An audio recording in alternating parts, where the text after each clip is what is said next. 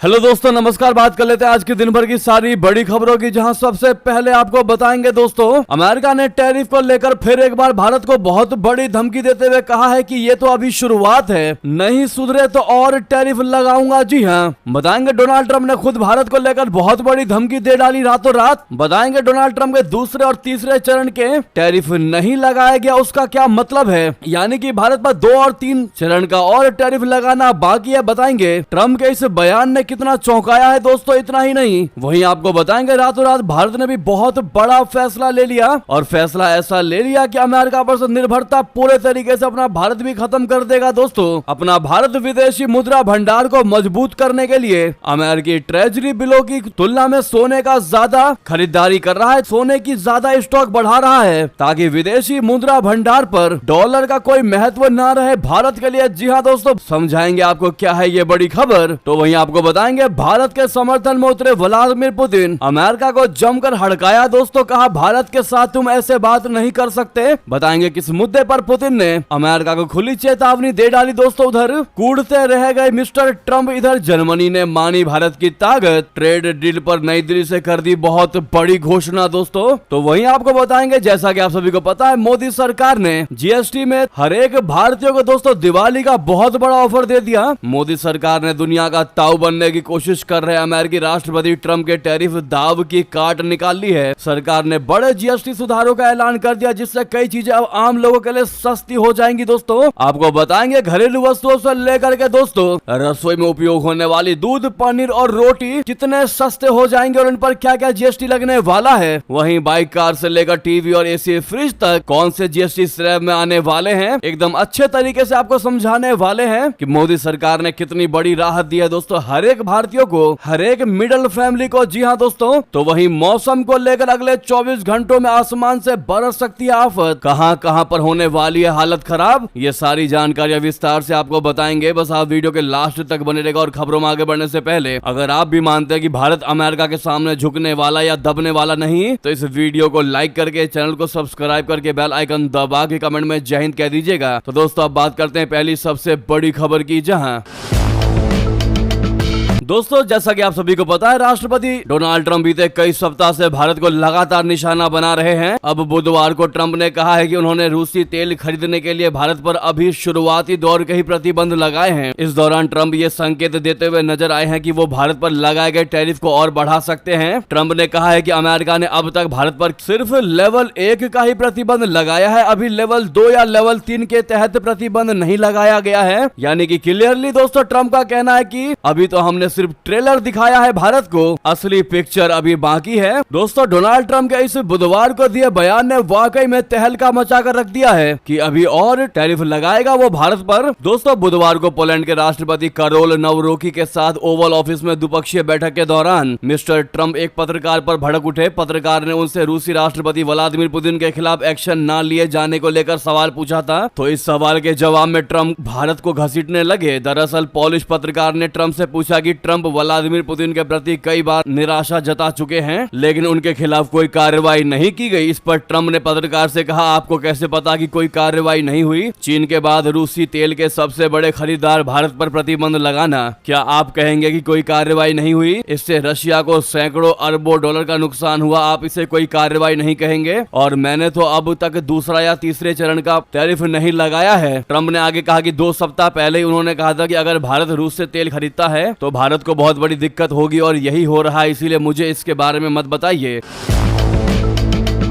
वहीं जब उनसे ये पूछा गया कि क्या वो रूस पर अतिरिक्त प्रतिबंध लगाने पर विचार कर रहे हैं, तो ट्रंप ने कहा कि मैंने भारत के संबंध में पहले ही ऐसा कर दिया है और हम दूसरे देशों के साथ भी ऐसा ही कर रहे हैं। यानी कि दोस्तों, 50% का टैरिफ लगाकर भी ट्रंप रुकने वाला नहीं है। उसने फिर यह बड़ी धमकी दी है कि भारत पर अभी हमने सिर्फ शुरुआती दौर का ही प्रतिबंध लगाया है, अभी दूसरा चरण और तीसरा चरण तो बाकी ही है। जी हाँ, जिसने वाकई में दोस्तों भारत को चौंका कर रख दिया है। हालांकि अपना भारत डोनाल्ड ट्रंप के टैरिफ के आगे पूरे तरीके से तटस्थ है, लेकिन उसके बावजूद भी दोस्तों इस खबर ने भारत को चौंका दिया है, क्योंकि इससे भारत को और ज्यादा अपने आप को मजबूत करने के लिए एफर्ट्स लगाने पड़ेंगे। ट्रम्प की इस धमकी पर आपकी क्या राय है दोस्तों? कमेंट बताना बिल्कुल मत भूलिएगा आप लोग। लेकिन अगर आप भी मानते हैं कि भारत 200% टैरिफ लगाने के बाद भी ट्रम्प जैसे राष्ट्रपति के आगे झुकने वाला नहीं, तो सामने लाइक का बटन है दोस्तों, अभी तक लाइक नहीं किया तो बटन तुरंत दबा दीजिएगा और कमेंट में भारत झुकेगा नहीं जरूर लिखेगा दोस्तों। अब आपको बताते हैं कि कैसे ट्रम्प ने भारत पर बड़ा इल्जाम लगा दिया जीरो दाव को लेकर। भारत को लेकर चौंकाने वाला दावा किया है ट्रम्प ने दोस्तों।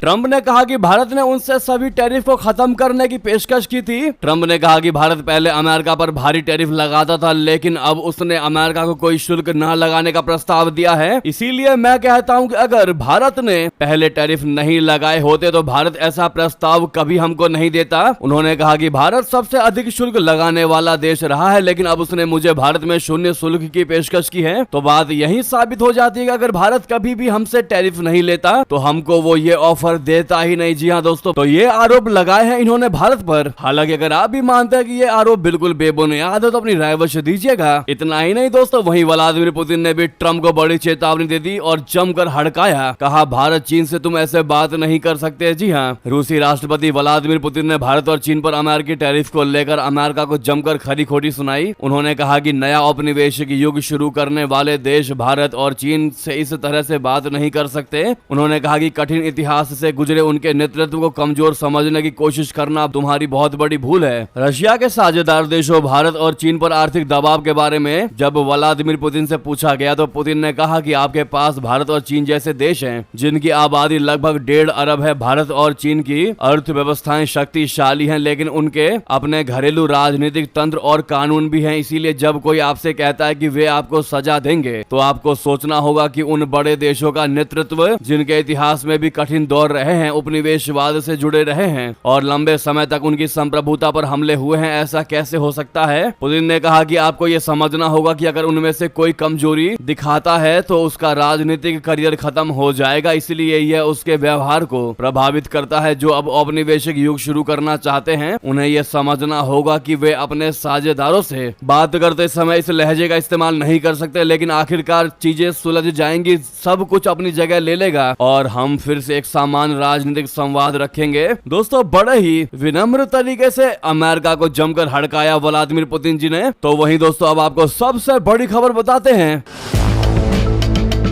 अमेरिकी ट्रेजरी बिल में भारत की हिस्सेदारी घटी, विदेशी मुद्रा भंडार में सोने की हिस्सेदारी बढ़ी। जी हाँ, ऐसा लगता है कि अमेरिकी ट्रेजरी बिलों का चलन अब कम हो रहा है, क्योंकि भारतीय रिजर्व बैंक यानी आरबीआई भारत के विदेशी मुद्रा भंडार को बढ़ाने के लिए सोने की होल्डिंग बढ़ा रहा है। अमेरिकी वित्त विभाग और आरबीआई के हालिया आंकड़ों के अनुसार भारत के केंद्रीय बैंक ने अपनी विदेशी मुद्रा होल्डिंग्स को मजबूत करने के लिए अमेरिकी ट्रेजरी बिलों के बजाय सोने के भंडार को बढ़ाने को प्राथमिकता दी है। ये डॉलर आधारित परिसंपत्तियों से परे राष्ट्रीय भंडार में विविधता लाने की दिशा में एक व्यापक वैश्विक बदलाव का हिस्सा है। 27 जून 2025 तक विदेशी मुद्रा भंडार में सोने की मात्रा 879.98 मीट्रिक टन तक पहुंच गई, जो 28 जून 2024 को दर्ज 840.76 मीट्रिक टन से बढ़कर 27 जून 2025 तक 879.98 मीट्रिक टन हो गई है। ईटी की एक रिपोर्ट के मुताबिक आंकड़ों से पता चलता है कि पिछले वर्ष की तुलना में जून में भारत के अमेरिकी टी बिल निवेश में गिरावट आई है, जबकि इस अवधि के दौरान इसके स्वर्ण भंडार में वृद्धि हुई है। यानी कि अपना भारत दोस्तों विदेशी मुद्रा भंडार को बढ़ाने के लिए सोने की गोल्ड की होल्डिंग को बढ़ा रहा है और अमेरिकी ट्रेजरी बिलों के चलन को कम कर रहा है। जी हाँ दोस्तों, ऐसे में अगर इस ट्रेजरी बिलों को और कम किया जाता है और गोल्ड के रिजर्व को बढ़ाया जाता है तो अब आप समझ लीजिए कि ट्रम्प कितना भी टैरिफ लगा ले भारत पर, भारत को कोई भी असर नहीं पड़ने वाला। जी हाँ, ये बहुत बड़ी काट है अमेरिका के लिए जो भारत कदम उठा रहा है। दोस्तों, अगर आप भी वाकई में भारत के हर एक कूटनीति का दिल से समर्थन करते हैं तो इस पर अपनी राय अवश्य दीजिएगा। दोस्तों, अगली खबर की बात कर लेते हैं, जहां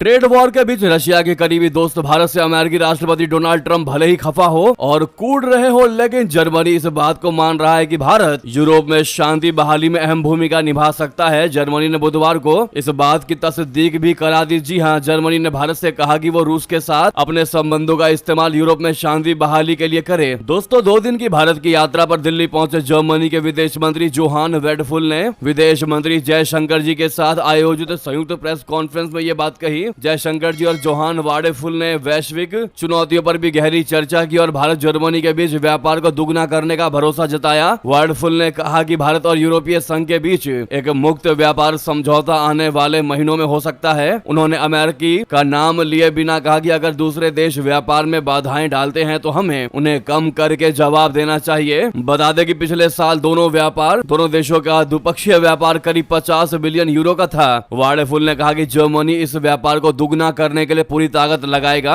वहीं जयशंकर जी ने भी इस लक्ष्य के लिए भारत की प्रतिबद्धता दोहराई। दोस्तों, इतना ही नहीं, जयशंकर जी ने जर्मन विदेश मंत्री के सामने 4 साल की भारतीय बच्ची अरीहा शाह का भी मुद्दा उठाया। जयशंकर जी ने कहा कि मैंने अरीहा शाह का मुद्दा उठाया, जो एक भारतीय बच्ची है और कुछ समय से जर्मन अधिकारियों की देखरेख में है। मैंने मंत्री को इस बात पर जोर दिया कि उसके सांस्कृतिक अधिकारों की रक्षा करना और उसे भारतीय परिवेश में पालन पोषण देना जरूरी है। ऐसे में मामले को बिना देरी सुलझाया जाना चाहिए। दोस्तों, अरीहा शाह 4 साल की एक भारतीय बच्ची है। अरीहा अपने माता पिता धारा और भावेश शाह से अलग कर दी गई है और उसे जर्मन फोस्टर केयर में रखा गया है। ऐसा इस वजह से किया गया था क्योंकि दादी से बच्ची को चोट लग गई थी और जर्मन अधिकारियों ने इसे दुर्व्यवहार का मामला मानते हुए उसे अपने संरक्षण में ले लिया। अरीहा फिलहाल फोस्टर केयर में है और जर्मनी में जटिल कानूनी मामले में फंसी हुई है। माता पिता कह चुके हैं कि ये एक हादसा था, लेकिन जर्मनी के कानूनी पचड़े में फंसने के बाद बच्ची पिछले करीब 40 महीनों से फोस्टर केयर में है। जी हां दोस्तों, और इसी मुद्दे को जयशंकर जी ने उठाया, जो क्लियरली दिखाता है कि कैसे भारत की मोदी सरकार एक भारतीयों के हित के लिए विचार करती है, सोचती है और मुद्दे उठाती है। इस पर आपकी राय तो बनती है दोस्तों, लेकिन आपसे रिक्वेस्ट है अंत में इस वीडियो के शेयर करना मत भूलिएगा। दोस्तों, बात करते हैं अगली खबर की, जहां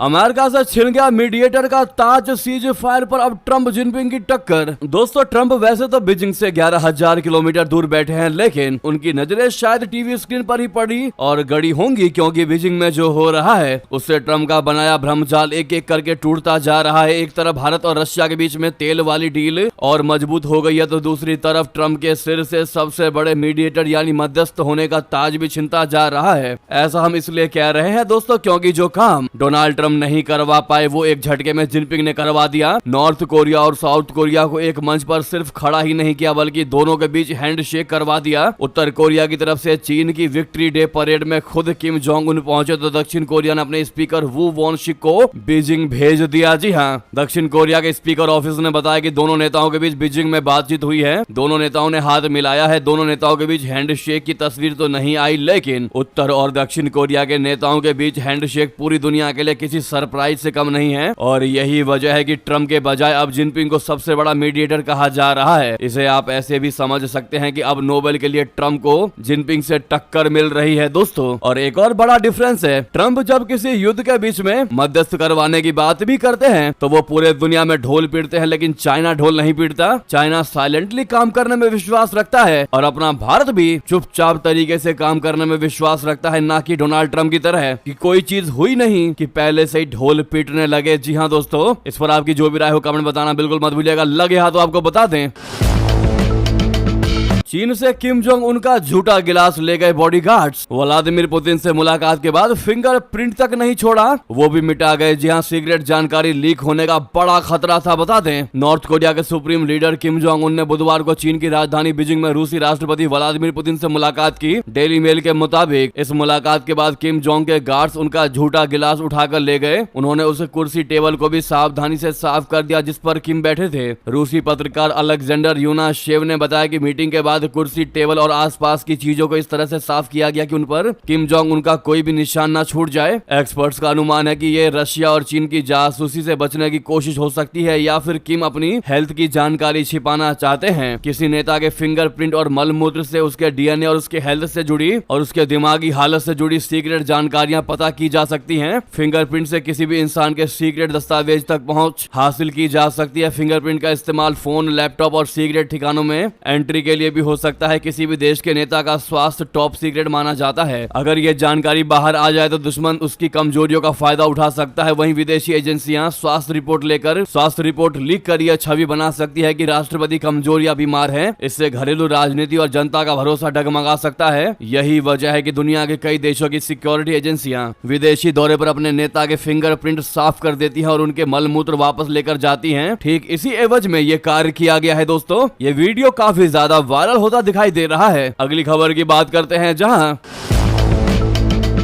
पाकिस्तान में दोहरा आतंकी हमला। दोस्तों, खैबर पख्तूनख्वा में यात्री वाहन पर भारी गोलीबारी में 6 लोगों की मौत। बन्नू में सेना आतंकियों की भिड़ंत में 11 की मौत की भी खबर है। बता दें, उत्तर पश्चिम पाकिस्तान के खैबर पख्तूनख्वा प्रांत में अज्ञात हमलावरों ने एक यात्री वाहन पर गोलीबारी की, जिसमें कम से कम 6 लोग मारे गए। पुलिस ने यह जानकारी दी। ये वाहन दरादार से सद्दा जा रहा था, तभी संदिग्ध आतंकवादियों ने अफगानिस्तान की सीमा से लगे निचले कुर्रम जिले के महोरा के पास उस पर घात लगाकर हमला किया। पुलिस ने बताया कि हमलावर हमले के बाद भागने में कामयाब रहे, लेकिन पीड़ितों की अभी तक पहचान नहीं हो पाई है। तो वहीं बता दें, पहलगाम आतंकी हमले के लिए टीआरएफ को मिली थी टेरर फंडिंग। एनआईए की जांच में हुआ ये बहुत बड़ा खुलासा। जी हां, जम्मू कश्मीर के अनंतनाग जिले के पहलगाम कस्बे में 22 अप्रैल को हुए आतंकवादी हमले के बाद अब जांच एजेंसियों ने लश्कर-ए-तैयबा के आतंकी संगठन द रेजिस्टेंस फ्रंट यानी टीआरएफ पर बड़ा खुलासा किया है। जांच एजेंसियों ने पता लगाया है कि लश्कर-ए-तैयबा के प्रॉक्सी आतंकी संगठन टीआरएफ को विदेश से टेरर फंडिंग मिल रही थी। वहीं जांच में इस बात का भी खुलासा किया गया है कि इस टेरर फंडिंग के तार पाकिस्तान खाड़ी के कई देशों और मलेशिया से जुड़े हुए हैं। जांच एजेंसियों की जांच में ये सामने आई है कि मलेशिया का रहने वाला यासिर हयात द रेजिस्टेंस फ्रंट तक पैसा पहुंचा रहा था। उसके जरिए ही संगठन को करीब 9 लाख रुपए भेजे गए थे। राष्ट्रीय जांच एजेंसी को जांच में 463 फोन कॉल्स की जानकारी मिली है। ये सभी कॉल्स उन लोगों से जुड़ी है जो भारत विरोधी गतिविधियों और आतंकी संगठनों का समर्थन करते हैं। इसके अलावा mobile data, social media chats, bank लेन देन और कॉल रिकॉर्ड से पता चला है कि इस फंडिंग का लिंक लश्कर के मोस्ट वांटेड आतंकी साजिद मीर से भी जुड़े हैं। दोस्तों, नेक्स्ट खबर बता दें,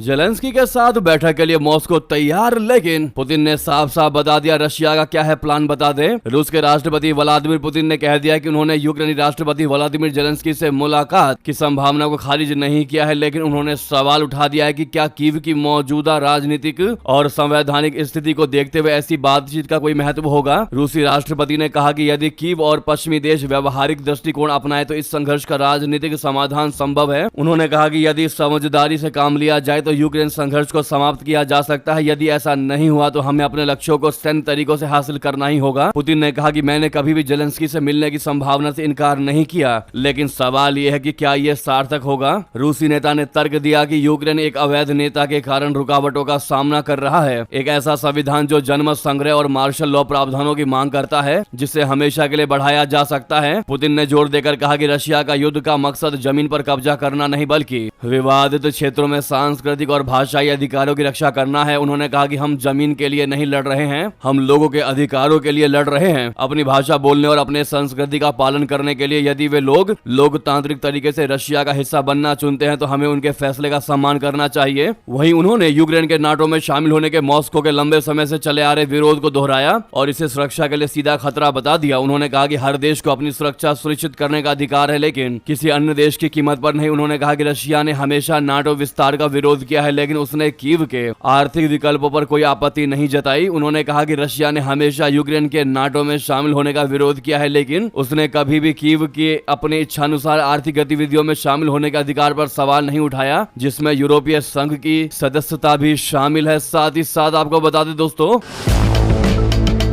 इधर ट्रम्प के टैरिफ पर मचा बवाल तो उधर एक साथ आई भारत और अमेरिका की सेनाएं। अलास्का में दागे जा रहे गोले और कारतूस। बता दे, टैरिफ वॉर के बीच भारत और अमेरिका के बिटवीन इन दिनों तलवारें खिंची हुई हैं, लेकिन भविष्य की चुनौतियों में दोनों देशों की सेनाओं को अपनी अपनी सीमाओं से परे एक साथ सैन्य सहयोग की आवश्यकता पड़ सकती है। और इसी आदर्श वाक्य के साथ अलास्का में भारत और अमेरिका की सेनाओं के बीच वार्षिक मिलिट्री एक्सरसाइज युद्धाभ्यास 2025 1 से 14 सितंबर तक का आगाज हो चुका है। मंगलवार यानी 2 सितंबर से अलास्का के Fort Wainwright military base में भारत और अमेरिका की सेनाओं के युद्धाभ्यास के दौरान पहले दिन दोनों देशों के कॉन्टिंज कमांडर ने संबोधित किया। यूएस आर्मी की first infantry brigade combat team के कमांडर कर्नल क्रिस्टोफर बॉले ने भारतीय सैन्य टुकड़ी का स्वागत करते हुए कहा कि साथ मिलकर हम शांति स्थापना, मानवीय प्रतिक्रिया और युद्ध अभियानों के लिए अपने कौशल को निखारते हैं, क्योंकि हम जानते हैं कि भविष्य की चुनौतियों के लिए सीमाओं के पार सहयोग की आवश्यकता होगी। उन्होंने कहा कि जब हमारे यानी भारत और अमेरिका के सैनिक कंधे से कंधा मिलाकर प्रशिक्षण लेते हैं तो हम दुनिया को दिखाते हैं कि हमारी साझेदारी मजबूत, अस्थायी और किसी भी चुनौती का सामना करने के लिए तैयार है। तो वहीं दोस्तों अगली खबर की बात कर लेते हैं, जहां पर बिहार चुनाव में क्या होगी रणनीति। अमित शाह जी के आवास पर 3.5 घंटे चली बैठक, विजय सिन्हा और नित्यानंद राय भी रहे मौजूद। दोस्तों बिहार में विधानसभा चुनाव से पहले हर राजनीतिक दल अपनी सियासी रणनीति को धार देने में जुट गया है। भारतीय जनता पार्टी ने भी स्थिति को देखते हुए बिहार के लिए अपनी रणनीति को और दुरुस्त करने के लिए तैयारियां शुरू कर दी हैं। इसी क्रम में केंद्रीय गृह मंत्री अमित शाह जी के दिल्ली स्थित आवास पर बिहार बीजेपी के नेताओं की बुधवार यानी 3 सितंबर को बड़ी बैठक हुई। यह बैठक 3.5 घंटे तक लगातार चली। बैठक में केंद्रीय गृह मंत्री अमित शाह जी, जेपी नड्डा और राष्ट्रीय संगठन मंत्री BL संतोष भी मौजूद रहे। इसके अलावा बिहार बीजेपी के कई बड़े नेता भी बैठक में मौजूद रहे। वहीं बैठक में बिहार भाजपा के प्रदेश अध्यक्ष दिलीप जायसवाल, राज्य सरकार के मंत्री मंगल पांडे, प्रदेश प्रभारी विनोद तावड़े, सह प्रभारी दीपक प्रकाश, उप मुख्यमंत्री विजय सिन्हा, केंद्रीय मंत्री नित्यानंद राय, सांसद राधा मोहन सिंह और सांसद संजय जायसवाल भी शामिल रहे। इस बैठक में बिहार विधानसभा चुनाव की तैयारियों को लेकर मंथन हुआ। दोस्तों अगली खबर की बात करते हैं, जहां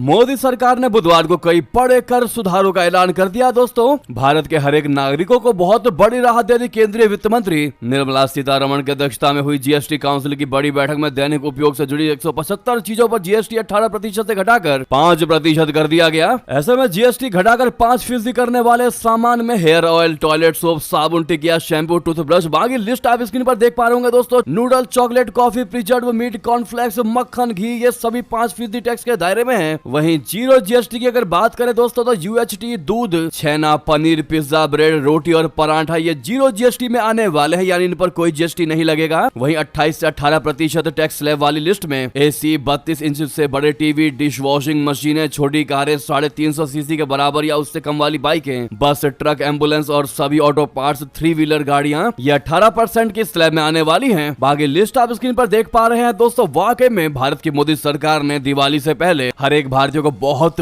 बड़ा ये ऑफर दे दिया। दोस्तों बहुत बड़ा राहत दिया है। इसी बीच दोस्तों ये थी भी कि सारी बड़ी खबरें, आपको खबर कैसी लगी कमेंट में बताना बिल्कुल मत भूलिएगा। लगे हाथ तो वीडियो को लाइक करके, चैनल को सब्सक्राइब करके, बेल आइकन दबा के कमेंट में जय हिंद कह दीजिएगा। मिलता अगली बड़ी खबर में। बहुत बहुत धन्यवाद, बहुत बहुत आभार। जय हिंद, जय भारत।